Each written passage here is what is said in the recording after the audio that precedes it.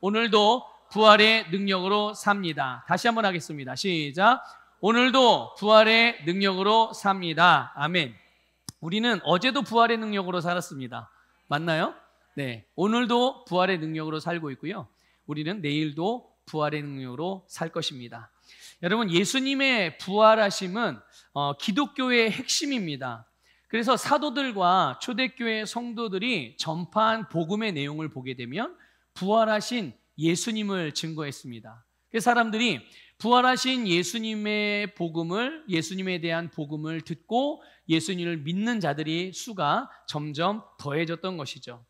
예수님께서 십자가에서 죽으심으로 우리의 모든 죄를, 그리고 모든 죄값을 속량해 주셨습니다. 그런데 그것으로 끝난 것이 아니라 부활하심으로 우리를 의롭게 하신 줄 믿습니다. 새로운 생명으로, 새로운 본성으로, 새로운 신분으로, 새로운 삶으로 거듭나게 하신 그런 놀라운 능력이 바로 부활의 능력입니다. 그리고 부활하신 주님께서 그냥 그래, 내가 너희들을 부활의 생명으로 하나님께서 너희들을 낳았다, 내가 너희를 의롭게 다시 태어나게 했다 이러고 끝난 것이 아니라 영원히 우리와 함께 하십니다. 누가요? 부활하신 예수님이요. 부활하신 주님께서 우리 안에 거하시면서 우리와 영원히 함께 하시고, 그래서 이 땅에서 우리로 하여금 승리하는 삶을 살게 해주셨고 영원한 천국 백성이 되게 해주신 줄 믿습니다. 그래서 여러분, 이 부활의 복음은요, 살아있는 능력입니다. 이것을 여러분 심령에 굳게 믿으시기를 부탁을 드립니다. 그래서 이 부활의 복음, 부활하신 예수 그리스도는 우리의 삶에서 실제적인 구원의 능력으로, 생명의 능력으로 역사해요. 다시 말씀드리면 부활의 복음은 실제적인 변화를 일으키는 능력인 것입니다. 실제적인 변화, 그것이 오늘도 부활하셔서 우리와 함께 하시는 주님께서 우리에게 베푸시고 행하시는 역사라는 것을 믿으시기를 축복합니다. 여러분, 오늘 우리가 읽은 본문 말씀은 예수님의 부활이 진리이면서 동시에 역사적인 사실이라는 것을 말씀해 주고 있습니다. 이 말은 예수님의 부활이 어떤 특정한 사람들 또는 특정한 시기에 아주 특정한 어떤 목적을 달성하기 위해서 만들어낸 신화나 또는 어떤 소설 같은 이야기나 또는 종교적인 교리가 아니라는 말이에요. 또 당시 예수님을 따르던 많은 사람들의 마음속에 남아있는 그런 추억거리가 아니라 하나님의 말씀대로 진리가 사실로 이루어진 사건이란 뜻이에요. 진리가 사실로 이루어진 사건이 예수님의 부활하심입니다. 여러분, 막달라 마리아가 이른 아침에 예수님의 무덤을 찾아갔습니다. 마리아가 무덤에 찾아갔을 때 무덤을 막았던 돌이 옮겨진 것을 목격하게 된 거예요. 그리고 안을 들여다보니까 무덤에 시신이 있었어요, 없었어요? 없었죠. 무덤이 그냥 텅텅 비어 있었습니다. 예수님의 시신이 없었죠. 마리아는 그거를 보고 우와, 예수님이 부활했다 이렇게 생각하지 않았어요. 그렇게 생각한 게 아니라 마리아는 순간 너무너무나도 당황했고 그리고 너무 슬퍼했습니다. 그래서 무엇을 어떻게 해야 될지를 모른 채로 그냥 마치 무슨 방황하는 것처럼 당황해서 막 그렇게 어쩔 줄 몰라 했어요. 그래서 얼른 달려가서 베드로와 요한에게 이 사실을 알려요. 그러면서 자기 생각을 말하죠. 뭐라고 말했느냐? 그게 2절의 내용입니다. 뭐라고 말했냐면 이렇게 말했어요. 사람들이 주님을 무덤에서 가져다가 어디 두었는지 우리가 알지 못하겠다. 자, 마리아는 누군가가 예수님의 시신을 어디론가 옮겼다라고 생각을 했고, 근데 마리아가 예수님의 시신을 누가 옮긴 걸 봤나요? 못 봤죠. 네. 또 누군가를 통해서 그렇게 얘기를 들었나요? 그렇게 안 들었죠. 혼자 보고 상상을 한 거예요. 네. 아니, 누가 무덤문을, 그 큰 돌무덤문을, 그 큰 돌을 굴려서 무덤을 여는 것도 신기한 일이고, 그리고 아무나 할 수 있는 일이 아니니까요. 또 무덤에 계셔야 될 예수님의 시신이 없고, 그러니까 그럼 이건 누군가가 예수님의 시신을 어디론가 가져갔나 보다, 그냥 이렇게 생각한 거죠. 그냥 본인이 원래 살던 방식대로 본인이 늘 사고하던 그런 패턴대로, 그런 사고방식대로 그렇게 생각을 한 거고 그대로 요한과 베드로에게 전달을 한 거죠. 베드로와 요한이 그 얘기를 듣고 얼른 이들도 무덤으로 향해 달려갔어요. 요한이 먼저 이 요한복음을 기록한 사도 요한이 먼저 무덤을 살폈어요. 그랬더니 정말 마리아가 말해준 그대로 돌문은 옮겨져 있고 무덤은 비어 있었어요. 뒤따라서 베드로가 도착했습니다. 베드로도 역시 무덤을 살폈는데 마리아의 말대로 그대로였어요. 예수님의 시신이 없어졌죠. 그리고 예수님의 시신을 감쌌던 수의만 그 덩그러니 무덤 안에 있었던 겁니다. 자, 그런데 여러분 8절에서 보면 8절에서 기록하고 있는 대로 제자들이요 이 빈 무덤을 보고서 믿었다고 그랬어요. 믿었다. 여러분 뭘 믿었을까요? 예수님이 부활하신 걸 믿었을까요?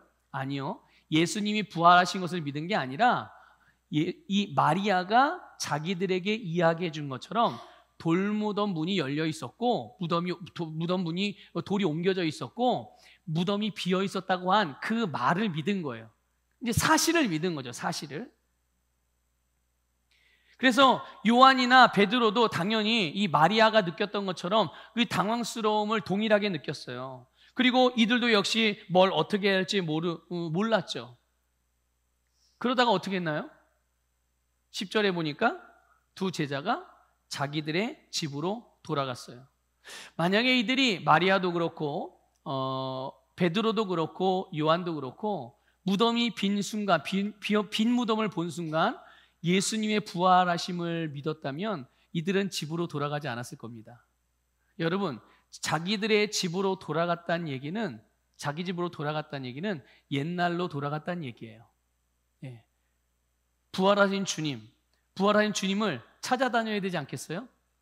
그럼 부활하신 주님이 어디로 갔겠어요? 예수님께서 일찍이 말씀해 주셨죠. 또 천사들도 알려줬어요. 너희들보다 먼저 갈릴리로 가리라. 그 부활하신 예수님의 부활을 믿고 있었다면 이들은 얼른 갈릴리로 가서 부활하신 예수님을 찾아다녔을 거예요. 그런데 자기들의 집으로 가서 문을 꽁꽁 걸어 잠궜죠. 문을 꽁꽁 걸어 잠그고 숨어 있었어요. 왜 그랬을까요? 무서웠거든요. 예수님이 십자가 달려 돌아가셨죠? 예수님의 시신도 없어졌죠? 주변에는 흉흉한 소문들만 돌아요. 예수 제자들이라고 하는 사람들이 예수님의 시신을 빼돌렸다. 그래놓고서 부활했다고 한다. 뭐 이런 식으로 여러 가지 소문들. 어떻게 되겠어요? 로마의 정부에서 이걸 알면. 그러니까 지레 겁먹고 자기네 집으로 돌아가서 숨어 있던 거였어요. 그런데 여러분, 예수님께서는 정말 이들의 생각과 이들의 말대로 누군가가 예수님의 시신을 옮겨간 겁니까? 그렇지 않죠. 예수님은 모든 죽은 자들 가운데서 부활의 첫 열매로 살아나신 줄 믿으시기를 축복합니다.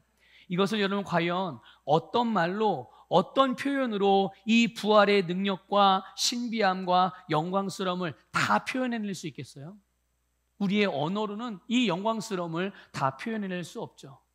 그러니까 우리가 예수님이 부활하셨습니다. 예수님의 부활하신 주님. 우리가 이렇게 그냥 편하게 말하니까 그냥 예수님이 부활하셨나 보다라고 생각할 수 있겠지만 여러분, 모든 죽은 자 가운데 부활의 첫 열매가 되셔서 예수님께서 영광스럽게 살아나셨어요.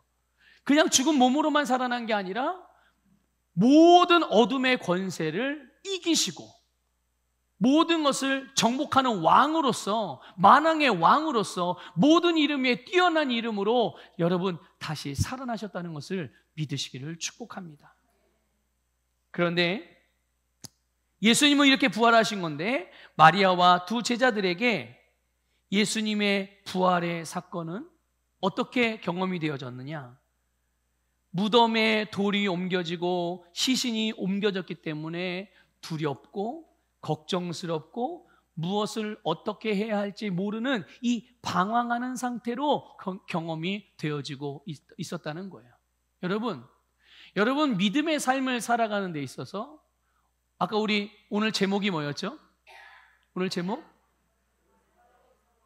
오늘도 우리는 부활의 능력으로 살아가는 자들이에요. 그렇죠?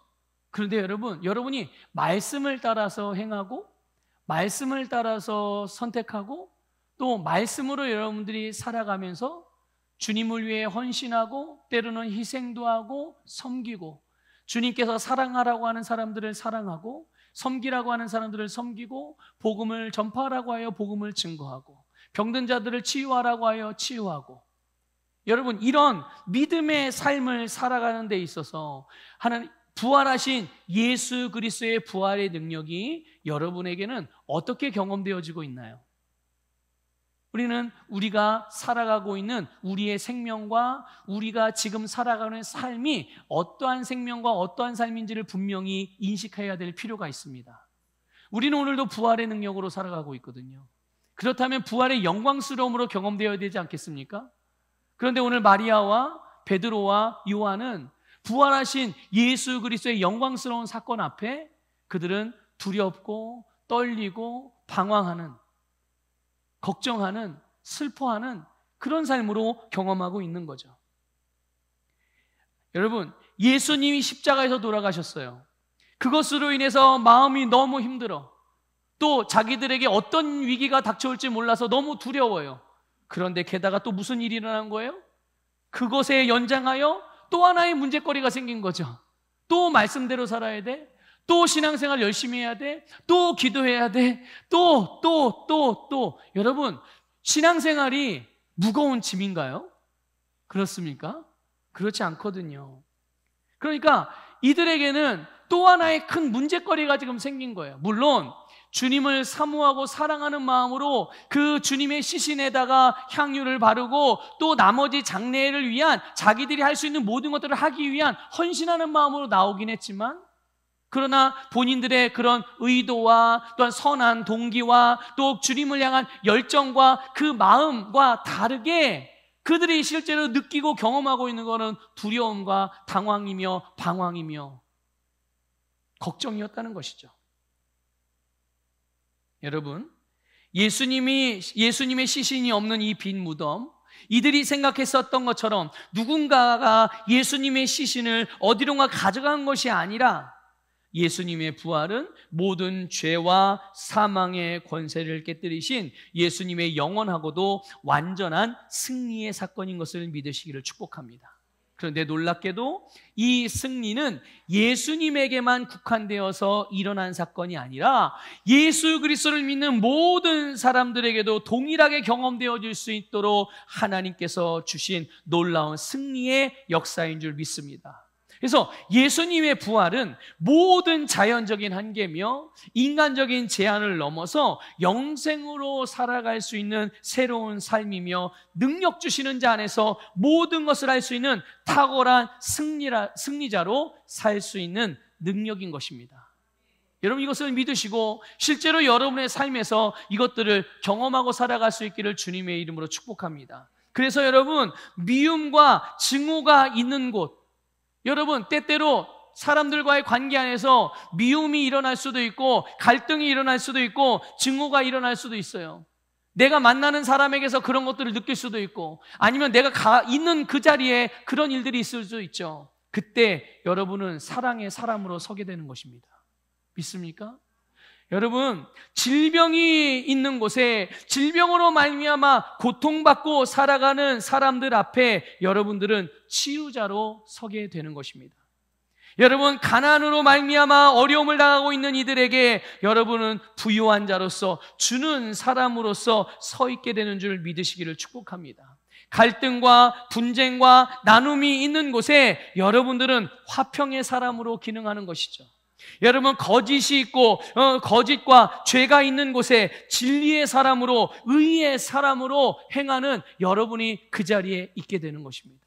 그러니까 여러분의 삶에서 이 부활의 능력은 그냥 추상적으로 이렇게 생각하고 막연하게만 생각할 것이 아니라 정말 실제적인 우리를 살리고 우리뿐만이 아니라 우리의 세상을, 우리의 삶을 살리는 실제적인 능력이기 때문에 내가 있는 자리에서, 내가 만나는 사람 앞에서, 내가 하는 일들 가운데 내가 어떻게 서느냐, 내가 어떻게 생각하느냐, 내가 어떻게 말하느냐, 내가 어떻게 행동하느냐에 따라서 그 상황은 변화됩니다.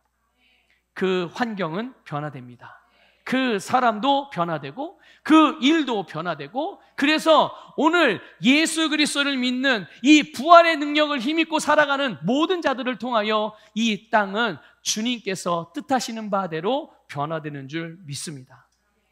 또 여러분, 예수님의 부활은 영적인 의미만을 갖는 영적인 세계 속에서만 일어난 일이 아니라 실제의 삶의 현장에서 일어난 사건이라는 것을 우리가 알 수 있습니다. 본문 1절을 보면요, 그 장소 그리고 그 때에 대한 정보가 나옵니다. 안식 후 첫날, 일찍 아직 어두울 때 무덤에서 일어난 사건이라고 말씀하고 있는 것이죠. 여러분, 예수님의 부활은 2000년 전 이스라엘의 갈보리 언덕 근처에 있던 아리마대 요셉이 준비한 무덤에서만 일어난 사건이 아니라는 말이죠. 과거라는 시간에 일어났던 사건, 아니면 성경책 안에 기록된 어떤 중요한 사건으로만 남아있는 게 아니라, 그렇게 기억되기만 하고 있는 것이 아니라 지금도 예수 그리스도의 부활의 사건은 모든 사람들에게 일어나고 있음을 믿으십시오. 그래서 예수님의 부활은 우리의 삶의 현장에서 일어나는 실제적인 사건들이에요. 내가 살아가는 장소, 내가 사는 시간대, 그리고 내가 하고 있는 일들, 내가 만나는 사람들, 내가 실제로 경험하고 있는 모든 상황이며 모든 종류의 환경이며 내가 느끼는 모든 감각들 가운데 예수님의 부활의 능력이, 생명의 역사가 일어나는 줄 믿습니다. 여러분, 예수 그리스도를 믿는 사람들은요, 그들이 예수 그리스도와 같이 함께 부활의 생명으로 거듭나는 것입니다. 이미 예수 그리스도를 믿고 거듭났다면 여러분들은 예수님과 같이 부활의 생명으로 거듭난 것입니다. 여러분, 이것을 분명하게 믿으셔야 돼요. 그리고 예수님의 부활의 능력이 오늘 우리의 매일, 매 순간 모든 삶의 자리에 생명의 능력으로 역사하고 있습니다. 이것을 믿으시고 여러분, 기도할 때마다 또는 누구를 만나든지 누구를 대하든지 어떤 일을 하든지 그 앞에서 그것을 대면하면서 거기에 여러분에게 역사하는 주님의 부활의 능력을 풀어놓으시기를 축복합니다. 어떻게 풀어놓습니까? 여러분의 믿음 가득한 말로 풀어놓는 것입니다. 여러분의 믿음 가득한 믿음의 행동과 선택으로 풀어놓는 것입니다. 감정과 감각을 따라 반응하지 않고 주님의 말씀을 따라 반응하고 실제로 주님께서 우리에게 주신 이 아름다운 부활의 생명의 능력을 풀어놓게 될 때 우리는 우리의 세상이, 우리의 삶의 변화가 되는 것을 늘 매일같이 경험하고 살아갈 수가 있는 거죠. 그래서 여러분, 부활은 과거가 아니라 항상 우리에게 현재형으로 경험되는 것입니다. 자, 그런데 본문에서 마리아와 이 두 명의 제자들이 예수님의 부활을 전혀 다르게 경험하고 있다고 그랬잖아요. 불안, 두려움, 걱정, 방황하는 이 문제로 경험하고 있는 것입니다. 그런데 이들이 왜 이 주님의 부활을 영광스럽게 경험하지 못하고 승리와 능력으로 경험하지 못하고 이런 두려움과 걱정과 문제로 경험하게 될까? 그 이유를 본문 9절이 말씀해 주고 있어요. 9절 같이 읽어볼까요? 9절 읽어보겠습니다. 시작. 그들은 성경에 그가 죽은 자 가운데서 다시 살아나야 하리라 하신 말씀을 아직 알지 못하더라. 아멘. 여러분, 이들은 예수님께서 죽은 자 가운데서 다시 살아나야 된다라는 구약의 예언의 말씀을 이제까지 살면서 배워왔던 사람들입니다. 여러분 잘 아시는 대로 유대인들은 태어나면 8일 만에 할례를 받습니다. 그렇죠? 그리고 어릴 때부터 엄마로부터 아빠로부터 하나님의 말씀을 배웁니다. 물론 그 유대인들 구약의 말씀을 배우는 거죠. 근데 그 구약의 말씀의 내용 안에 예수님이 죽은 자 가운데서 다시 살아나야 된다는 예언의 말씀들이 분명히 있어요. 그러니까 이들은 살면서 지금까지 살면 평생 동안 그 주님의 말씀을 배워왔던 사람들이죠. 그러나 이들이 깨달았어요? 못 깨달았어요? 깨닫지 못하고 있었던 거죠. 그 대표적인 말씀을 한번 보면 시편 16편 10절 말씀이에요. 같이 읽어보겠습니다. 시작. 이는 주께서 내 영혼을 스올에 버리지 아니하시며 주의 거룩한 자를 멸망시키지 않으실 것임이니이다. 아멘. 아멘. 하나님께서 예수님을 수월에 버리지 않고 주의 거룩한 예수님을 멸망시키지 않는다. 이것이 예수님에 대한 구약에 기록된 예수님의 부활에 대한 예언의 말씀이란 말이죠. 그리고 마리아도 그렇고 요한, 베드로 같은 경우는 갈릴리에서 예수님으로부터 말씀을 배웠잖아요. 그렇죠? 예수님으로부터 계속 말씀을 배웠어요. 그리고 가르침을 받았습니다. 그리고 특별히 어떤 말씀을 들었냐면 누가복음 24장 7절에 보면 이렇게 말씀하고 있습니다. 십자가에 못 박히고 제3일에 다시 살아나야 하리라. 아멘. 이 말씀을 이들은 듣고 배운 사람들입니다. 예수님으로부터 직접. 그런데 이들이 예수님의 부활에 관한 이 말씀을 자신들의 삶에서 그리고 자기들의 상황과 자기들의 환경에서 전혀 인식하지 않고 살았던 거예요. 그러니까 이런 거죠. 성경 말씀과 내 생각이 분리되어 있는 거예요. 성경은 성경이고 성경에 나온 이야기는 그거고 나는 그냥 내 생각대로 살고 이렇게 되는 거죠. 또 교회와 세상을 따로 분리해서 생각하는 거예요. 신앙생활과 자기의 개인적인 사적인 생활들을 분리해서 생각하는 거예요. 여러분, 말씀이나 신앙생활은 절대 종교가 아니라는 것을 기억하시길 바랍니다. 절대 종교가 아니에요. 예수님의 부활, 너무나도 놀랍고 영광스러운 부활인데요. 예수님의 부활이 여러분 누구를 위한 부활일까요? 예수님 자신을 위한 부활이겠습니까? 예수님은 굳이 부활하실 필요도 없고요. 더 앞서 말하면, 더 앞에 거를 말하면 굳이 십자가에 달려 돌아가실 이유가 없으신 분이에요. 더 앞서 말하면 고난받으실 필요도 없어요. 더 앞서 말하면 예수님이 이 땅에 오실 필요도 없어요. 왜 그렇습니까? 이미 그분은 만왕의 왕이시니까요. 이미 그분은 하나님이세요. 그러면 그분이 이 땅에 오신 이유, 이 땅에서 고난받으신 이유, 십자가에서 죽으신 이유, 부활하신 이유, 누구를 위하여 부활하신 겁니까? 네, 우리를 위해서 부활해 주신 거예요. 우리를 위해서. 그래서 예수님의 부활은 오늘 저와 여러분을 위한 부활이라는 것을 믿으시기를 축복합니다. 그래서 예수님의 부활은 실제적으로 일어난 사건이고 말씀이 성취된 사건이에요. 그러니까 예수님의 부활은 우리가 매일 경험하게 되는 예수 그리스도의 생명의 능력인 것이죠. 예수님의 부활이 성경 속에 기록된 하나의 기적적인 사건으로 끝나지 않고 이것이 어떻게 우리의 삶에서 실제적으로 경험이 될 수 있을까? 말씀이 어떻게 우리의 삶에서 실제가 될 수 있을까? 그것은 한마디로 말하면 여러분 삶을 말씀으로 연결시킬 때 어떻게 해요? 삶을 말씀으로 연결시킬 때 예전에 많이 사용하던 표현대로 하면 그냥 말씀을 삶에 적용할 때 그렇게 되면 예수님의 부활의 사건 또 주님의 성경 말씀은 추상이나 허상이 아닌 실제가 되는 줄 믿습니다. 그래서 우리의 삶을 말씀과 연결시키는 것은 그냥 어려운 게 아니에요. 내가 실제로 살아가는 삶의 자리에서 상황이든 환경이든 어떤 사건이든 느낌이든 지식, 생각, 말, 문제 등등 이런 것들을 하나님의 말씀과 연결해서 우리가 믿음으로 말씀에 반응하면서 다루어 가는 것입니다.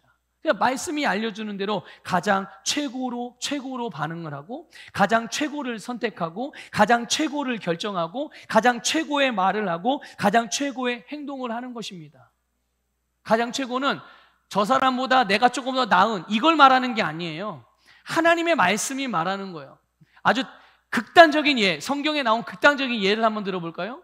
여러분, 누군가가 나의 왼뺨을 쳤어요. 어떻게 하라고 그랬어요, 그러면? 너는 오른뺨을 2대 때려라. 이렇게 됐나요?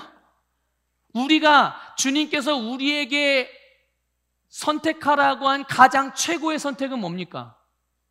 오른뺨을 돌려대라. 그거예요. 원수를 갚는 겁니까? 원수 갚는 건 누구에게 있는 거예요? 네, 원수 갚는 건 하나님이 갚으시는 거고 우리가 할 일은 사랑하는 겁니다. 믿습니까? 그게 우리가 할 수 있는 최고의 반응인 거죠. 그게 우리의 삶, 그러니까 우리가 이제 교회 예배드리기 위해서 이제 예배당에 오잖아요. 예배당에 오면 늘 오자마자 회개하시죠, 여러분? 예? 회개하시잖아요. 무슨 회개하세요? 목사님, 회개한 걸 어떻게 말합니까? 부끄럽게. 예. 각자의. 근데 그 회개할 거리들이 다 어디서 일어난 일이에요? 저 우주에서 일어난 일인가요? 아니요. 그냥 내가 사는 삶의 자리에서 일어난 일들이에요. 그런데 여러분, 그 여러분이 살면서 늘 일상으로 그냥 매일같이 반복되는 일상같이 생각되어져도 그 일상 가운데 여러분 안에 하나님이 주신 부활의 생명이 역사하고 있다는 것을 믿으시길 바라요. 우리가 자꾸만 실수하고 잘못하고 회개할 거리만 일어나는 그런 일들만 일어나는 게 아니라 그것들을 실제로 다룰 수 있는 부활의 능력이 역사하고 있다는 사실이죠. 그래서 그런 일들 하나하나를 하나님의 말씀과 연결시켜서 그렇게 말씀을 따라 언제나 최고로 반응을 하고 최고를 선택하고 최고로 행동을 하게 될 때 주님의 부활의 능력, 또 예수님께서 우리를 위해 이루신 모든 일들, 또 주님께서 우리에게 주신 모든 말씀의 내용들은 실제가 되어지게 되는 줄 믿습니다. 여러분, 이런 일이 많이 어렵게 생각될 수도 있어요. 어쩌면 이렇게 사는 거는 특별히 목사님 같은 사람들이나 그렇게 살 수 있지요 라고 생각할 수도 있습니다. 근데 저도 그렇게 완전하게 못 삽니다. 여러분도 잘 알듯이 저도 성격이 워낙 급해가지고 제 앞에서 누가 막 차 운전하다가도 막 이렇게 확 다니면 저도 요즘에는 조금 덜한데 요즘에는 그래도 입이 조금 성화가 됐습니다. 그래서 막 나도 모르는 사이에 불같이 막 욕이 나올 때도 있어요. 그래서 어릴 때 저는 그 사모님하고 이야기하고 막 그러면서 욕을 안 하거든요. 그리고 평소에도 욕을 잘 안 해요. 거의 안 하죠, 거의. 근데 운전대만 잡으면 나도 모르게 욕이 나와가지고. 근데 아이들이 어떻게 하다 아빠도 욕하잖아 이러는 거예요. 근데 아이들 앞에 욕을 한 적이 없거든요. 그랬더니 운전할 때 욕도 대단한 욕이 아니에요. 막 진짜 막 엄청 무시무시한 어마어마한 그런 욕도 아니고 하여튼 그냥 평범하게 그냥 일상적으로 사용하는. 그런데 아빠도 욕했다고 우리 애들이 그러더라고요. 그래서 사모님이 저보고 항상 입을 조심하라고 아이들 보고 배운다고.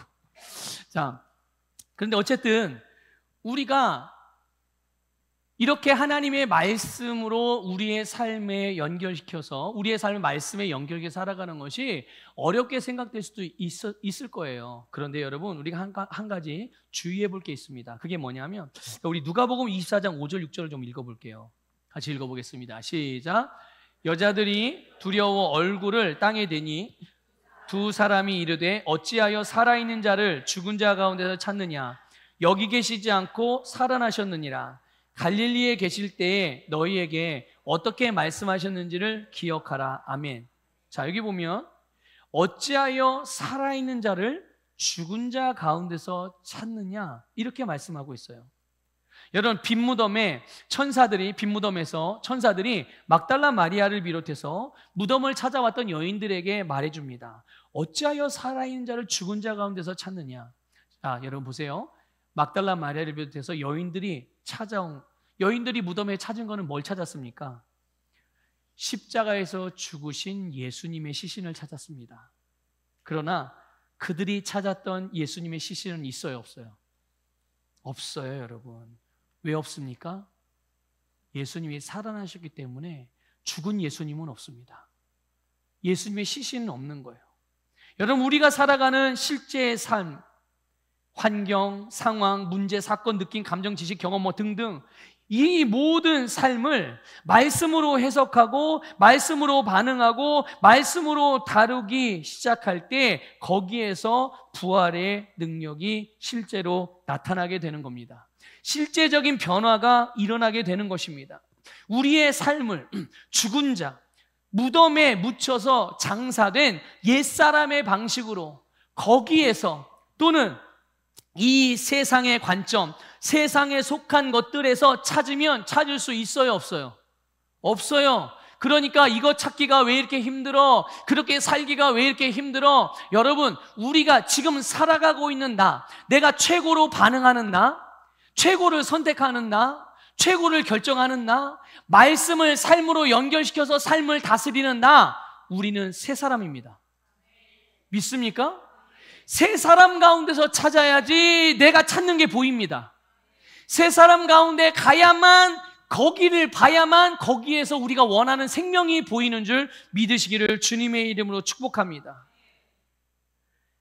그런데 이렇게 막달라 마리아와 여인들처럼 이미 예수님은 부활하셨는데 십자가에 달려 죽으신 예수님의 시신을 찾을래야 절대 찾을 수가 없는 거죠. 오히려 거기에는 계속 두려움이 있고 걱정이 있고 불안이 있을 뿐이고, 그래서 결국은 어떻게 됩니까? 그냥 집으로 돌아가는 일이 계속 반복되는 겁니다. 삶이나 환경이나 사건이나 문제에 대한 관점, 해석이 너무나도 중요하죠. 하나님의 관점, 하나님의 해석, 그것이 바로 말씀이라는 것을 깨달으시길 바랍니다. 말씀의 관점, 말씀으로 해석하면 여러분, 닫혔던 무덤이 열린 무덤으로 변합니다. 썩을 것으로 가득했던 무덤이 빈 무덤으로 변합니다. 생명을 살리고 또한 우리를 살리는 놀라운 역사가 일어나게 되는 거죠. 여러분, 생명에서 모든 것을 찾으십시오. 생명에서 찾으셔야 됩니다. 생명의 주가 되신 예수 그리스도와 주님의 말씀이 우리를 구원하시고 우리를 회복시키시고 우리를 살게 하는 줄 믿습니다. 그분과 그분의 말씀 안에서 생명을 찾으시기를 주님의 이름으로 축복합니다.